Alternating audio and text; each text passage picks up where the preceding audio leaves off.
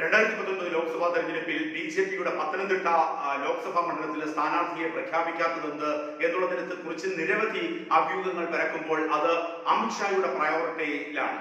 അമിത്ഷാ ബിജെപിയെ സംബന്ധിച്ചിടത്തോളം മറ്റു പാർട്ടികളെ പോലെ സംസ്ഥാന നേതാക്കൾ എഴുതി നൽകുന്ന കാര്യങ്ങൾ അംഗീകരിക്കുന്ന ഒരു ദേശീയ പ്രസിഡന്റ് അല്ല എന്ന് തന്നെയാണ് വിലയിരുത്തേണ്ടത്. അത്തരം ഓരോ സംസ്ഥാനത്തെ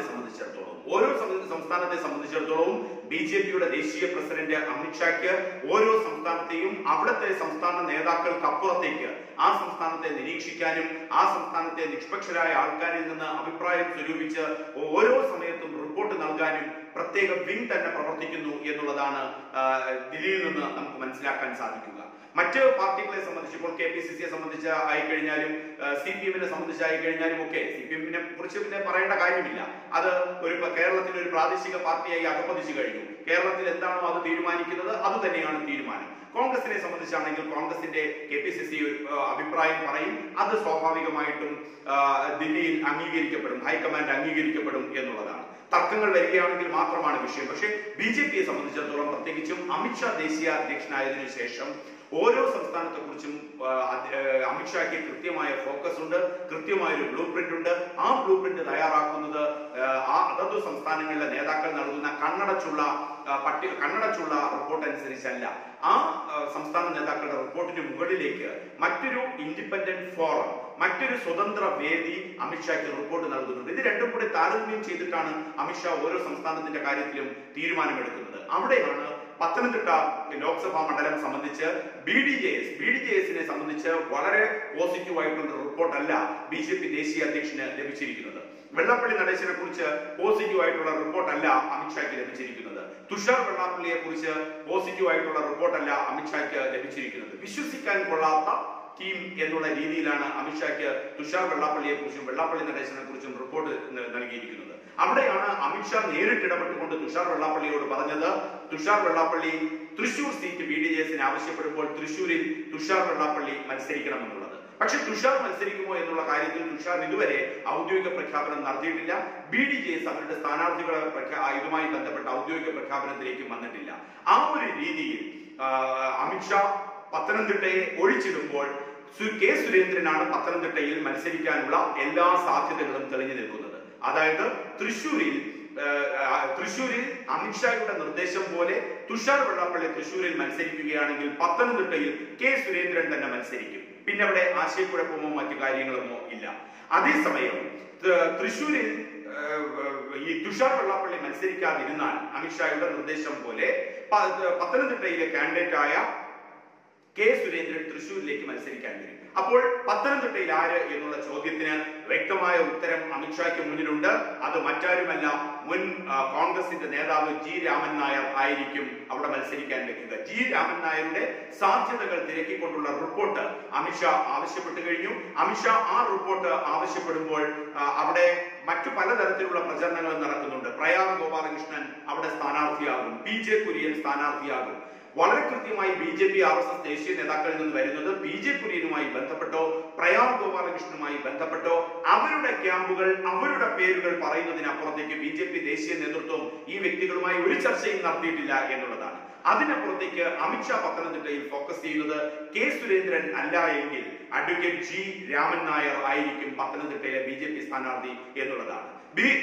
എന്താണ് G. രാമൻ നായരുടെ പ്രത്യേകത? അവിടെ അമിത്ഷാ റിപ്പോർട്ട് സംസ്ഥാന നേതാക്കളിൽ നിന്ന് റിപ്പോർട്ട് തേടിയിട്ടുണ്ട്. അമിത്ഷായുടെ ടീം G. രാമൻ നായരിൽ നിന്ന് റിപ്പോർട്ട് തേടിയിട്ടുണ്ട്. അദ്ദേഹം കോൺഗ്രസിന്റെ സമുന്നതനായ നേതാവാണ്. കോൺഗ്രസിന്റെ KPCC നേതൃനിരയിൽ ഉണ്ടായിരുന്ന വ്യക്തിയാണ്, അഭിഭാഷകനാണ്, തിരുവിതാംകൂർ ദേവസ്വം ബോർഡിന്റെ മുൻ പ്രസിഡന്റാണ്. മാത്രവുമല്ല ശബരിമല വിഷയത്തിൽ ഏറ്റവും വിശ്വാസികൾക്കൊപ്പം നടന്നിട്ടുള്ള നിലപാട് സ്വീകരിക്കുകയും അവിടെ BJPയുടെ സമരവേദിയിൽ എത്തിയതിനെ തുടർന്ന് കോൺഗ്രസ് നടപടിയെടുക്കുകയും ചെയ്ത വ്യക്തിയാണ്. BJPയുടെ വൈസ് പ്രസിഡന്റാക്കി അദ്ദേഹത്തെ ചുമതലപ്പെടുത്തുകയും ചെയ്തിരുന്നു. അപ്പോൾ പത്തനംതിട്ടയിൽ അമിത്ഷാ ഫോക്കസ് ചെയ്യുന്നത് ഒന്നുകിൽ അവിടെ K. സുരേന്ദ്രൻ ആയിരിക്കും.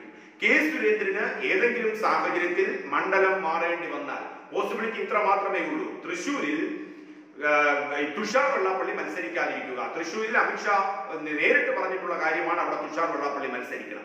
മത്സരിക്കാതിരുന്നാൽ കെ സുരേന്ദ്രൻ പത്തനംതിട്ടയിൽ നിന്ന് തൃശ്ശൂരിലേക്ക് മാറുകയും തൃശ്ശൂരിൽ ജി രാമൻ നായർ BJPയുടെ സ്ഥാനാർത്ഥിയായി വരികയും ചെയ്യും. ജി രാമൻ നായരെ കുറിച്ചുള്ള എല്ലാ റിപ്പോർട്ടും BJP സംസ്ഥാന നേതൃത്വത്തിന് അപ്പുറത്തേക്ക് അമിത്ഷായുടെ ടീമിനെ കൊണ്ട് തന്നെ ജി രാമൻ നായരെ കുറിച്ചുള്ള മുഴുവൻ റിപ്പോർട്ടും അദ്ദേഹത്തിന്റെ മണ്ഡലം ചലിപ്പിക്കാനുള്ള സാധ്യതകളും ഒക്കെ അന്വേഷിച്ച റിപ്പോർട്ട് തേടിയിട്ടുണ്ട്. ആ റിപ്പോർട്ട് അദ്ദേഹത്തിന് മുന്നിൽ എത്തിയിട്ടുണ്ട്. ജി രാമൻ നായർക്ക് സാധ്യതകൾ ഏറെയാണ് എന്ന് തന്നെയാണ് പറയുന്നത്. പ്രത്യേകിച്ചും അവിടുത്തെ പത്തനംതിട്ടയെ സംബന്ധിച്ചിടത്തോളം അടൂർ പ്രകാശ് മത്സരിക്കും. പത്തനംതിട്ടയെ സംബന്ധിച്ചിടത്തോളം ആന്റോ ആന്റണി, അടൂർ പ്രകാശ് തൊട്ടടുത്ത മണ്ഡലം ആറ്റിങ്ങലിൽ അടൂർ പ്രകാശ് മത്സരിക്കുമ്പോൾ അവിടെ സോളാറുമായി ബന്ധപ്പെട്ട വിഷയങ്ങളും സ്ത്രീ വിരുദ്ധതയും ഒക്കെ UDFന് തലവേദനയാകുന്നുണ്ട്. ആറ്റിങ്ങലിനെ സംബന്ധിച്ചിടത്തോളം അടൂർ പ്രകാശ് കാൻഡിഡേറ്റ് ആയതോടുകൂടി അപ്പോൾ ആറ്റിങ്ങലിൽ അടൂർ പ്രകാശിനെ ബദലാക്കുന്നതിന് വേണ്ടി ശോഭാ സുരേന്ദ്രനെ മത്സരിപ്പിക്കുന്നുണ്ട്. തൊട്ടടുത്ത് പത്തനംതിട്ടയിലേക്ക് വരുമ്പോൾ ഈ പ്രതിഫലനം പത്തനംതിട്ടയിൽ ഉണ്ടാകുമെന്നാണ് അമിത്ഷായുടെ കണക്കുകൂട്ടൽ. ആറ്റിങ്ങലിൽ ശോഭാ സുരേന്ദ്രൻ ഉയർത്തിവിടുന്ന സ്ത്രീ വിരുദ്ധ മുഖം, അതോടൊപ്പം തന്നെ കോൺഗ്രസിനുള്ളിലെ പടലപ്പിളക്കം, ഇത് പത്തനംതിട്ടയിലേക്ക് കയറി വരുമ്പോൾ പത്തനംതിട്ടയിൽ അവിടെ ആന്റോ ആന്റണിയാണുള്ളത്. ആന്റോ ആന്റണിക്ക് കോൺഗ്രസിന്റെ അകത്ത് വലിയ എതിർപ്പുണ്ട്. ആന്റോ ആന്റണിക്ക് ജില്ലാ ഘടകം എതിർ രേഖപ്പെടുത്തിയിരുന്നു. ആന്റോ ആന്റണി അവിടെ മത്സരിക്കണ്ട എന്നുവരെ തീരുമാനം ഉണ്ടായിരുന്നു. കോൺഗ്രസിൽ ആന്റോ ആന്റണിക്ക് സീറ്റ് കിട്ടില്ല എന്നുള്ള വിവരമുണ്ടായിരുന്നു. പക്ഷേ സിറ്റിംഗ് എംപിമാർക്ക് സീറ്റ് നൽകണം എന്നുള്ള പൊതു മിനിമം പരിപാടിയുടെ അനുസരിച്ച് ആന്റോ ആന്റണിക്ക് അവിടെ സീറ്റ് നൽകുകയും ചെയ്തിരുന്നു. ആന്റോ ആ തരത്തിൽ കോൺഗ്രസിന്റെ ഉള്ളിൽ നിലനിൽക്കുന്ന, ജില്ലാ തലത്തിൽ നിലനിൽക്കുന്ന കടുത്ത ചേരിപ്പോര് അത് ആന്റോ ആന്റണിയുടെ സ്ഥാനാർത്ഥിത്വം മുതൽ ഉള്ള കാര്യമാണ്. അതിനെ മുതലാക്കുക അവിടെയാണ് മുൻ കോൺഗ്രസ് നേതാവ് ജി രാമൻ നായരുടെ പ്രസക്തി. ജി രാമൻ നായരുടെ പ്രസക്തി വരുമ്പോൾ മണ്ഡലത്തിൽ നായർ വോട്ടുകൾ ഏറെ പ്രാമുഖ്യമുള്ളതാണ്. നായർ വോട്ടുകൾക്ക് അപ്പുറത്തേക്ക് ജി രാമൻ നായർക്ക് കോൺഗ്രസ് വോട്ടുകളിൽ വിള്ളൽ സൃഷ്ടിക്കാൻ സാധിക്കും. വിശ്വാസികൾക്കിടയിൽ അദ്ദേഹത്തിന് വലിയ തോതിലുള്ള ബന്ധമുണ്ട്. അദ്ദേഹം തിരുവിതാംകൂറിന്റെ മുൻ ദേവസ്വം ബോർഡ് പ്രസിഡന്റാണ്. മാത്രവുമല്ല ശബരിമല വിഷയവുമായി ബന്ധപ്പെട്ടുള്ള പ്രക്ഷോഭ പരിപാടികളിൽ വിശ്വാസികൾക്കൊപ്പം നിലനിന്ന നേതാവാണ് അഡ്വക്കേറ്റ് ജി രാമൻ നായർ. KPCCയുടെ നേതൃനിരയിൽ വളരെ ഹൈ പ്രൊഫൈൽ ആയിട്ടുള്ള KPCCയുടെ നേതൃനിരയിൽ അർത്ഥവത്തായ ഇടപെടലുകൾ നടത്തിയ വ്യക്തിയാണ്. അപ്പോൾ കോൺഗ്രസ് പത്തനംതിട്ടയിൽ ആന്റോ ആന്റണിക്കെതിരെ കോൺഗ്രസിന് ഉള്ളിൽ നടക്കുന്ന വികാരത്തെ മുതലാക്കിയെടുക്കാനായി സാധിക്കും. തൊട്ടടുത്ത് ആറ്റിങ്ങലുമായി ബന്ധപ്പെട്ട് ശോഭാ സുരേന്ദ്രൻ ഉയർത്തിവിടുന്ന ചില രാഷ്ട്രീയ വിഷയങ്ങൾ, ശോഭാ സുരേന്ദ്രൻ അത് ഇപ്പോൾ തന്നെ ഉയർത്തിയിട്ടുണ്ട്. സ്ത്രീ വിരുദ്ധ മുഖം അവിടെ അടൂർ പ്രകാശുമായി ബന്ധപ്പെട്ട് ആ കാര്യം ശോഭാ സുരേന്ദ്രൻ അവിടെ ഉയർത്തിവിടുന്ന കാര്യങ്ങൾ പത്തനംതിട്ടയിലേക്കും കൂടി ചേർത്ത് വെക്കപ്പെടും.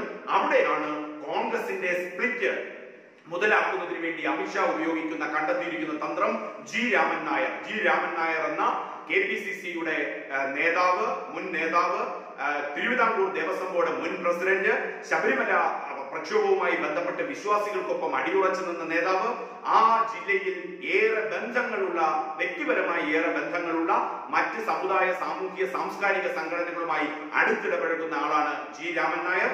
അവിടെ കെ സുരേന്ദ്രൻ അല്ല സ്ഥാനാർത്ഥിയെങ്കിൽ പത്തനംതിട്ടയിൽ അമിത്ഷാ നിയോഗിക്കാൻ ഇപ്പോൾ തീരുമാനിച്ചിരിക്കുന്നത് G Raman നായരെയാണ്, advocate G Raman നായരെയാണ്.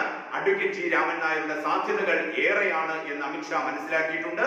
തൃശ്ശൂരുമായി ബന്ധപ്പെട്ട് മറ്റ് അപ്രതീക്ഷിത രീതികൾ ഉണ്ടായില്ല എങ്കിൽ പത്തനംതിട്ടയിൽ കെ സുരേന്ദ്രൻ തന്നെയായിരിക്കും മത്സരിക്കുക. തൃശ്ശൂരുമായി ബന്ധപ്പെട്ട് ഏതെങ്കിലും തരത്തിൽ അസ്വസ്ഥതകൾ ഉണ്ടാവുകയാണെങ്കിൽ കെ സുരേന്ദ്രന് തൃശ്ശൂരിലേക്ക് മാറേണ്ട സാഹചര്യം വരികയാണെങ്കിൽ പത്തനംതിട്ടയിൽ മുൻ കോൺഗ്രസ് നേതാവ്, KPCC എക്സിക്യൂട്ടീവിലും KPCC തലപ്പത്തും ഉണ്ടായിരുന്ന നേതാവാണ് ജി രാമൻ നായർ.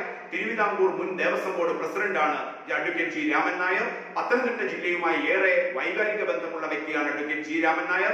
ശബരിമല പ്രക്ഷോഭവുമായി ബന്ധപ്പെട്ട് തിരുവിതാംകൂർ ദേവസ്വം ബോർഡ് മുൻ പ്രസിഡന്റ് കൂടിയാണ്. ശബരിമല പ്രക്ഷോഭവുമായി ബന്ധപ്പെട്ട് വിശ്വാസികൾക്കൊപ്പം നിലനിന്ന നേതാവാണ്. ആ മണ്ഡലത്തിലെ പ്രബലമായ നായർ വിഭാഗത്തിന്റെ അനുഭാവം നേടിയെടുക്കാൻ കഴിയുന്ന വ്യക്തിയാണ്.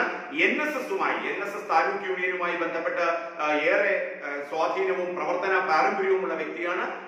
പെരുന്നയുമായി ബന്ധപ്പെട്ട് NSS ആസ്ഥാനവുമായി ബന്ധപ്പെട്ട് ഏറെ വ്യക്തിബന്ധങ്ങൾ സൂക്ഷിക്കുന്ന വ്യക്തിയാണ്. അതിനുപരി ഇതര സമുദായങ്ങളുമായി ബന്ധപ്പെട്ടും അടുത്തു പ്രവർത്തിക്കുന്ന ജി രാമൻ നായരുടെ സാധ്യതകൾ ചികയുകയാണ്. പത്തനംതിട്ടയിൽ കെ സുരേന്ദ്രൻ ഇല്ല എങ്കിൽ അമിത്ഷായുടെ തന്ത്രം എന്നുള്ള രീതിയിലാണ് ദില്ലിയിൽ നിന്നും നമുക്ക് വിവരങ്ങൾ ലഭിക്കുന്നത്.